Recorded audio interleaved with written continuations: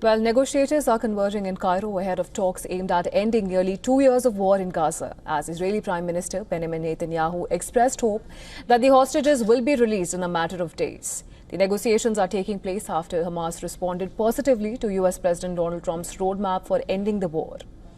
Now, Trump's West Asia envoy Steve Witkoff and his son-in-law Jared Kushner will join Israeli and Arab representatives in Cairo to finalize the details of the hostage release deal. President Trump has claimed that Israel has agreed to an initial withdrawal line for Gaza. He added that once Hamas confirms it, a ceasefire will be effective immediately, setting the stage for the next phase of Israel's withdrawal from the Palestinian enclave. Now, Hamas is yet to react to President Trump's message. Earlier, in an interview with Axios on Saturday, Trump, highlighting his behind-the-scenes diplomacy, including with Israeli Prime Minister Benjamin Netanyahu, said a peace deal in Gaza was close and that he will push to have it finalized in the coming days. In the interview, Trump talked about his meeting with Netanyahu, saying, and I'm quoting him here, "I said, Bibi, this is your chance for victory." He was fine with it. Trump added, "He's got to be fine with it. He has no choice with me. You got to be fine." Israeli Prime Minister Benjamin Netanyahu said that he hoped to bring home the hostages being held by Hamas in a matter of days. Netanyahu credited military and diplomatic pressure with compelling Hamas to agree to a release of captives. We are on the verge of a very significant achievement. It's not final yet. We are working on it diligently, and I hope, God willing, that in the coming days, even during the Sukkot holiday, I will be able to announce the return of all our hostages, both the living and the fallen, in one phase, with the IDF remaining in the depth of the Strip and in the areas that control it. Well, Netanyahu added that the Israeli army will hold all the areas that control the depth of the Gaza Strip. He also said that in the second phase, Hamas will be disarmed and the Gaza Strip will be demilitarized.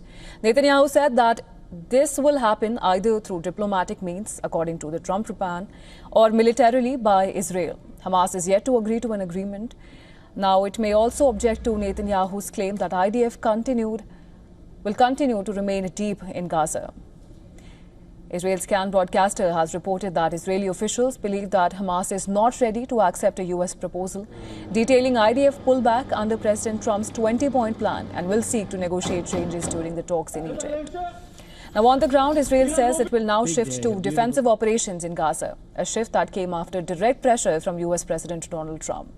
However, Gaza's civil defense agency said that Israeli bombardment had killed at least 57 people since Saturday, even after Trump directly urged Israel to halt its attack on the territory. Thousands of protesters in Tel Aviv took to the streets, urging the government to seal the deal and end the war on Gaza and bring all the hostages home.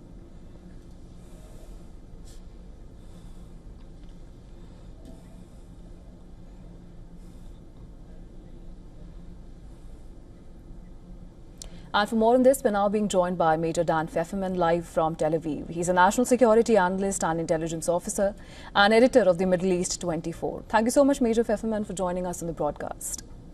Good morning.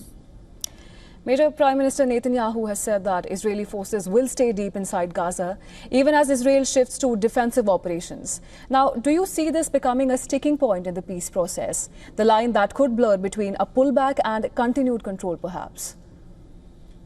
Yeah, I think what's going to happen in the coming days is the exact line of the withdrawal is not going to necessarily be the sticking point.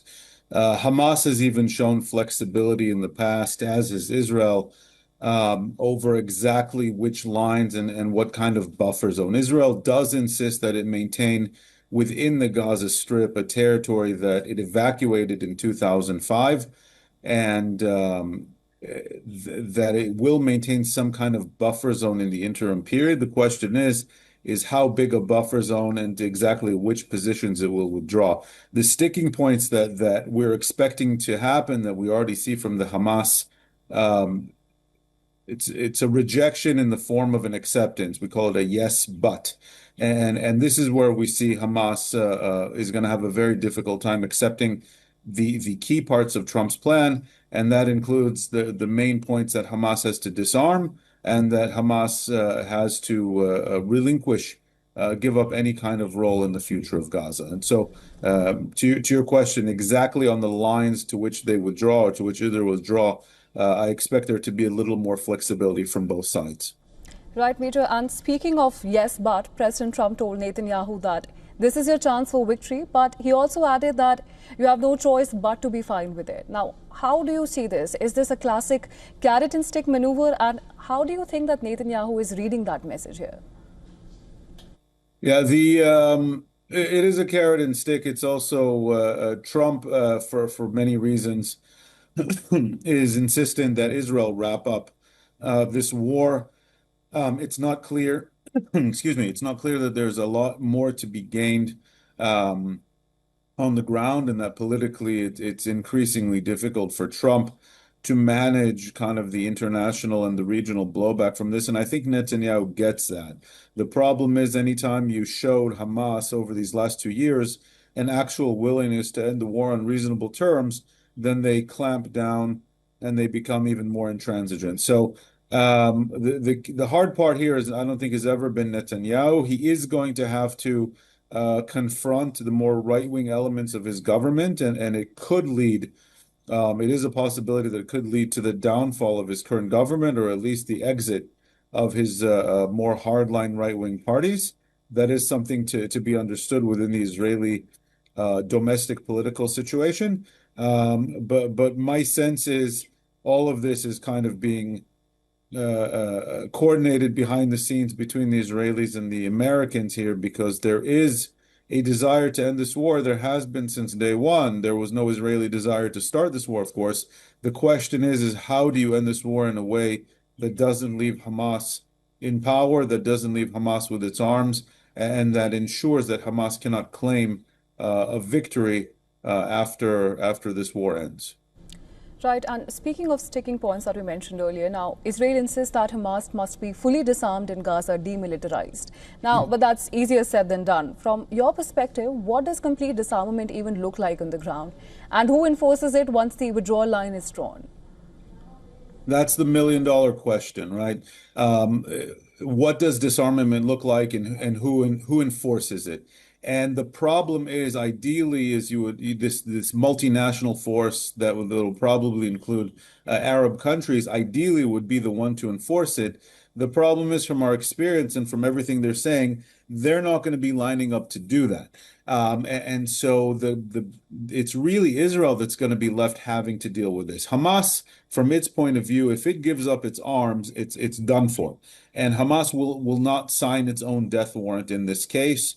And so what we're starting to see is a difference in language from different Hamas officials, from different Hamas leaders, that they might figure out how to differentiate between major military platforms versus minor ones, offensive versus defensive, and they might be allowed to maintain small arms, light arms, personal weapons versus missiles, rockets, tunnels, and heavy machine guns. And so if I had to guess here based on the statements that I'm seeing versus something that lets Hamas maintain its honor, because saving face is a very big issue in the Middle East for Arab militant groups, we might end up coming to some kind of differentiation between that. It'll be very hard for me to, so long as Israel is on the ground, what it's doing right now is it's just ramping up the pressure on Hamas. And you see Hamas fighters either being killed or surrendering on a daily basis. And so if Hamas decides not to play along, then you're going to see a continuation with American support of the Israeli offensive to continue clamping down on Hamas and bringing more pressure. What might happen is Hamas will switch to its more survival instincts and figure out some kind of way to squirm out of the agreement, maybe give up some of its arms while maintaining lighter arms. And this is, I have a feeling, the more realistic scenario that we're going to see unfold in the coming days and weeks. Of course, we'll have to wait and see how the situation unfolds. But for now, thank you so much, Major Pfefferman, for joining us on the broadcast and helping us untangle the complexities on the ground and giving our viewers a clear picture of the challenges and the possibilities ahead in Gaza. Thanks for having me.